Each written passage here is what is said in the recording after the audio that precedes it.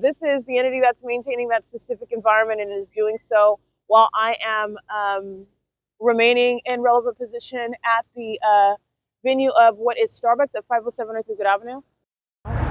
And it is currently, by the way, 8:13 a.m. This is the entity that's very heavily documented. The Ontario International Airport is maintaining the same exact air traffic.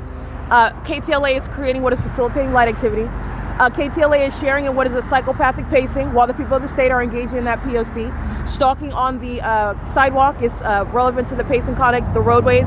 You can see the city of Ontario is maintaining, facilitating light activity. This is the entity, the demons that are engaging in that, facilitating ongoing surveillance by communication. Doing so where the entity is maintaining the sky space as though the sun is rising here. It's not. This is the entity's environment where KTLA is not different under any circumstances, sharing in that PC with demons that are stalking in the path. 8 Nancy George Mary 103, where I've already documented the sunrise and the sunset at 507 North Euclid Avenue, where KTLA is present engaging in that POC. In relevant position to my location at the bus stop at 537 North Euclid Avenue, where the entity is engaging in what is stalking as a population.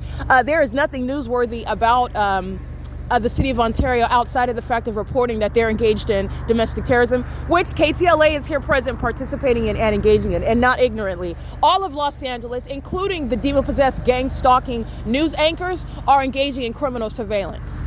All right, that's the POC, and they're engaging in that pattern of conduct with the facilitating venue, a terrorist themselves, which is Starbucks. Okay, this is POC. I just want to make sure I put this on. It's 8:15 a.m. The entity is maintaining the fake sun on this same street where KTLA is present, engaging in the elements of monitoring. Demon possession is no respecter of persons. So demons that are on KTLA, in other words, on the television, reporting to you the news as it's conditioned for you to accept it in a palatable manner, not speaking to federal group stalking and monitoring that they themselves are engaging in. The fake sun is remaining over the same street. It doesn't change. The environment's not changing because you see this logo. It's letting you know how deeply embedded it is into society. And while they're reporting the news, while they're not reporting the fact that surveillance is underway, that's what they're not reporting. That's what they're not responding to when someone is reaching out for assistance, for exposure regarding conduct that they're subject to. Of course, they're not reporting it, especially when they're a part of it. Okay, license 9HAY406 is gang stalking, threatening my life, co-conspiring murder in concert with a gang stalker, KTLA 5. It's not different. This is POC. That's a psychopath stalking with Ontario police. You'll see it in the images. This is a demon just staring at stuff and looking at like they're doing something when the entity is maintaining the offensive monitoring. City of Ontario is maintaining surveillance. City of Ontario maintaining surveillance with the KTLA 5.